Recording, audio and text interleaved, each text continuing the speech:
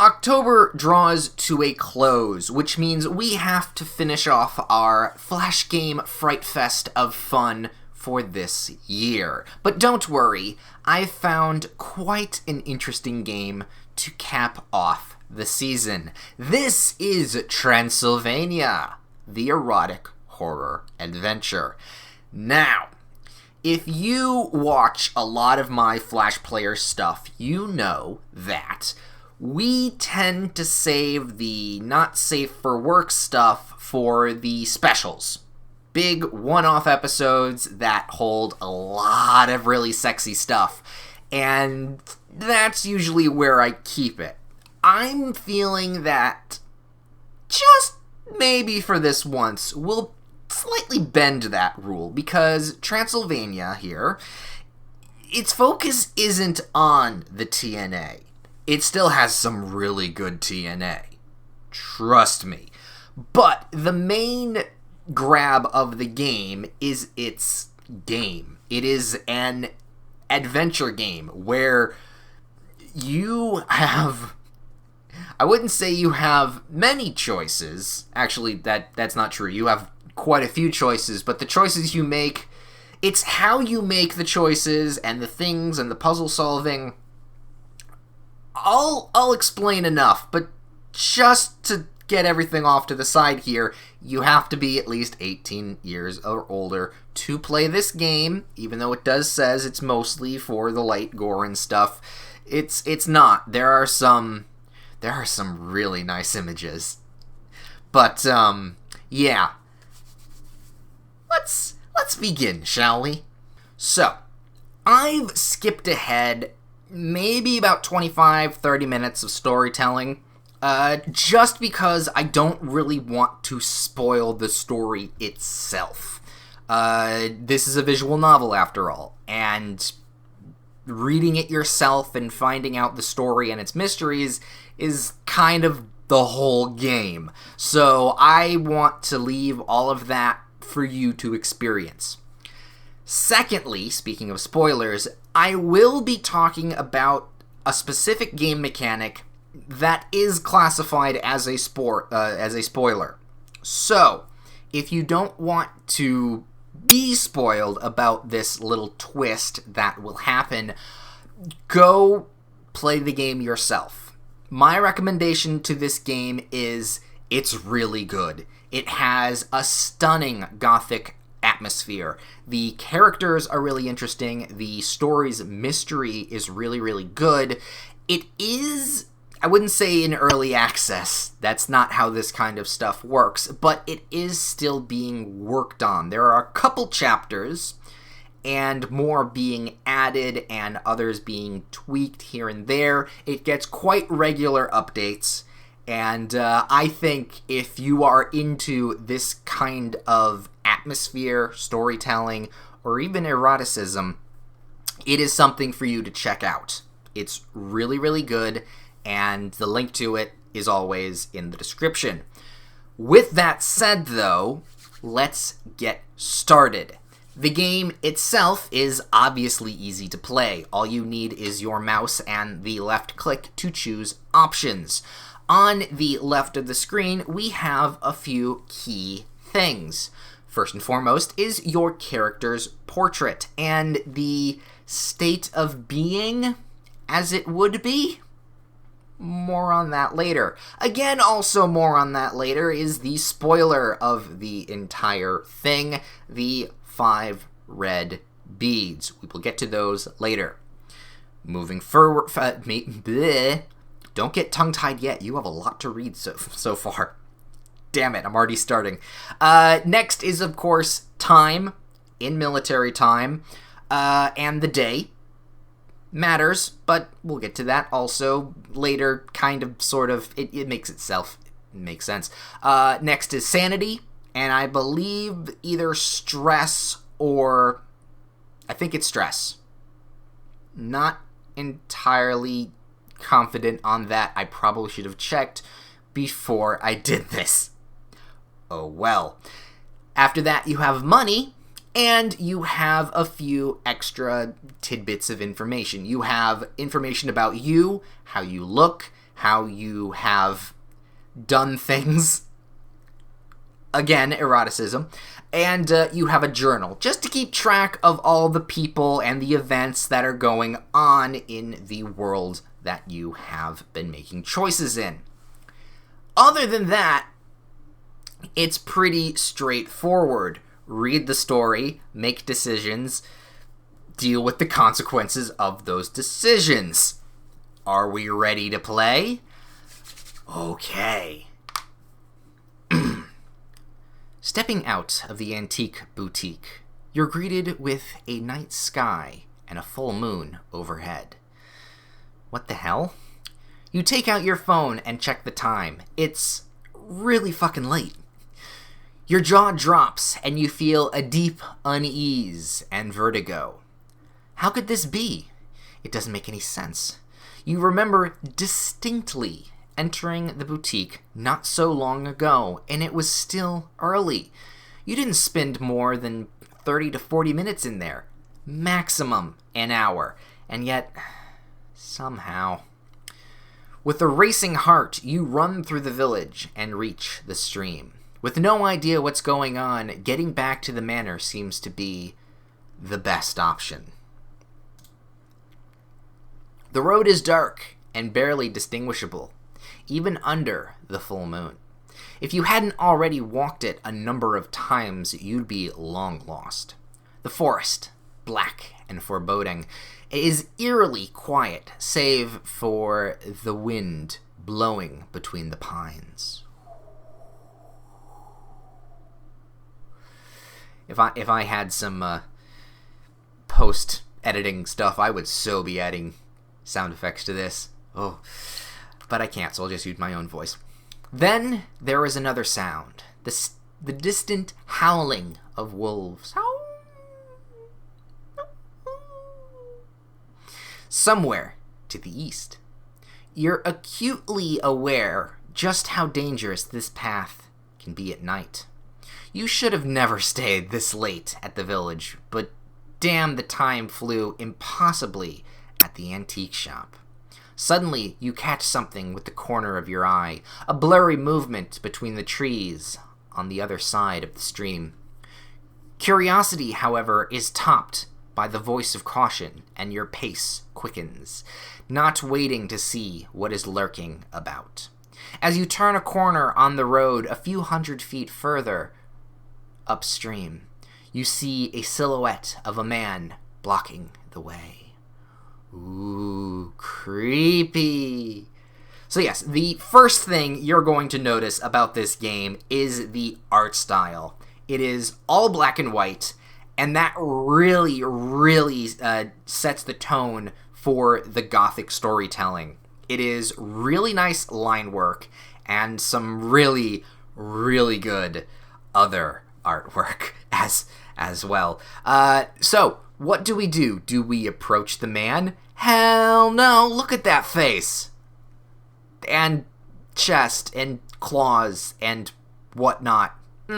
No, we turn back and run. You turn around and start running without looking back. There was something sinister and unnatural in the silhouette that you saw, and you're not going to stick around to see up close what it was. A howl tears through the night, long and piercing, and, worst of all, right behind you. You switch into a sprint, running as fast as you can, but soon you can hear steps behind you, approaching fast.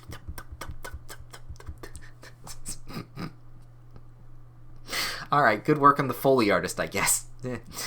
With the blood pumping in your ears and the world spinning wild, you leave the clearing of the path and plunge into the darkness of the trees.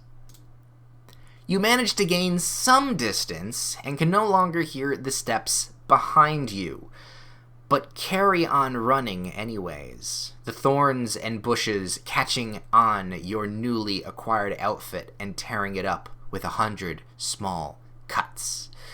When you feel that you've lost your pursuer, whoever it was, you finally stop to catch your breath, leaning your back behind a big, mossy boulder. Your lungs feel on fire, and every breath is a pain in your chest, but at least you got away. The bad part is that the forest is utterly dark, and you have no idea where you are. Without much of a choice, you pick a direction at random. Sudden face! You walk a dozen feet, trying not to stumble over the invisible rocks and roots littering the ground. You stop by a fallen trunk, crouching next to the rough bark, when suddenly you hear a low growl. Alright, that one needs work. You look up straight into two flaming eyes and a giant drooling maw. Oh god, werewolf! Who didn't see that coming? A scream and a few steps is all you manage before the monster leaps on top of you and pins you to the ground, its jaws sinking into the back of your neck. It's a small mercy that your spine breaks, stopping the agony, but leaving you a helpless observer of the ground beneath. You and your growing puddle of blood, accompanied by the spasms and jerks of your body as the beast feeds on your flesh. Slowly, the world fades into darkness. Now, you may think I have chosen the wrong choice. It's how usually adventure games go. You make a choice, and the outcome is either good or usually bad, and the ending of a bad choice is usually death. However, this game treats death a little bit differently. Now, there's a whole bunch of text that I'm not fast enough to read, so do that at your leisure. But, for the sake of spilling the secrets, this game does not end when you die. Death is actually a very big part of solving certain puzzles in this game. Henceforth, the 5 red beads under your character's portrait. Those are your lives. Now, while death may be a part of the puzzle solving, how many times you die, you kind of can control. There is a level of failure in the amount of times you died. Plus, you can get those lives back if you do a few very specific things, which I'm not going to get into right now, but it's an erotic adventure. Fill in the blanks yourself. Time passes. Total and complete darkness. It's cold. The silence is deafening. Suddenly, a droplet of warmth appears. A lonely flame in a world of ice. It's close. Very close. Your right hand begins to pulse. No, not your hand. It's your wrist. It's getting warmer. Slowly, but relentlessly, the flame is getting stronger, burning hotter. Then it explodes and envelops you in a fiery orb of fire. Oh god, now I really can't read that. You slowly wake up, your eyes opening to the familiar view of your room's ceiling. The dark mist in your mind slowly disperses and is replaced with mounting confusion. What was that? A dream? Hallucination? Drugs? How the hell am I alive? It was all so real. You rise in your bed and toss the covers aside. There is an immediate and profound sensation that something is off. Then apprehension strikes. Your body is different. Smaller waist, leaner, hairless legs. You raise up your hands. They're similar, but definitely different. Smaller, more delicate. Your gaze falls down on a pair of mounds, bulging your pajamas. Not that bulge, a little bit higher. You shout out... Does that need clarification? I don't think it needed. Anyway, you shoot out of bed and into the small bathroom attached to your chamber. There's a strange new face, where a strange new face is looking at you in your mirror. Well, some of it's not new. Your eyes are the same, dark brown, unchanged. Your hair is almost the same, dark, straight, though perhaps longer. Thank you, tongue. You concentrate on your features. They have shifted around in slight but important ways, crafting the face of a young, beautiful woman, staring with an open jaw and wide, terrified eyes. Stumbling in shock, you fall a few steps back and sit back on the bed. I'm going to end the storytelling for now and just continue with the actual gameplay here. Again, don't want to spoil too much. Basically, the gameplay loop is this. You go out and do things throughout the day, as you would an adventure novel in turn. But how you do that and what the outcome of the day entails kind of is up to you. The goal of the day is to not die. If you manage to not die and break the cycle for that day, you get to move on to the next day. Those are the chapters that I think I mentioned earlier. That might have been a different recording that got trashed. But if you can manage to not die that entire day, you essentially win and continue on throughout the story. Although Tuesday might have different plans for you in that respect. How you get about doing that is up to you. Again, the amount of times you die is up to interpretation, and when you die, and how you die, and what form of path you take is going to give you more information, and will be able to fill in the blanks of the mystery of this wonderful, dark, and mysterious land you have found yourself in, along with the daily tasks and puzzles of not dying. There is a distinct, after this portion now, person you're going to meet, and through that storyline, or at least partial storyline, you're going to gain some information, and the next time you die, use that information in order to continue the story / finish the puzzle. It's really good.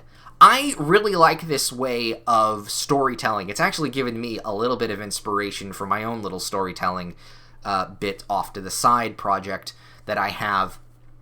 I really, really like this, along with the fact that the writing, as you have seen, while maybe not told by me specifically, is really, really good. It has the ability to grab you, and the atmosphere is very, very apparent. I really do like this game, and I'm really looking forward to seeing how more this game progresses.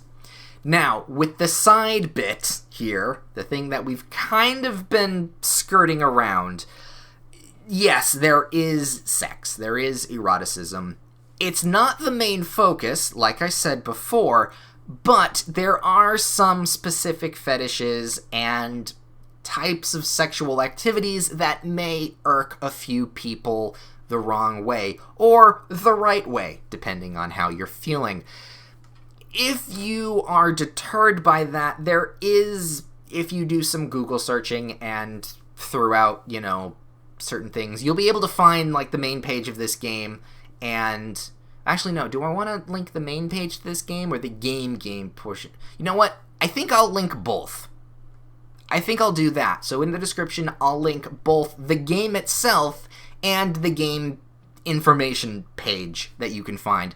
That's where you can find a little bit more in-depth detail, not only about the sexy stuff that's going to happen in the game, but also you'll get notified when there's updates, and also maybe some changes, and other links and stuff in all of that. So, with that said, If you are interested in this game, the link, as always, is in the description below. My name is Ben Dark Arts, and hopefully you have enjoyed this month's spooky, scary flash game fright fest of whatever the fuck I call it. And this is a pretty good capstone to end it all off. Enjoy your Halloween very safely. Just buy a whole bunch of candy and eat it yourself. That's what I'm doing. And thank you for watching.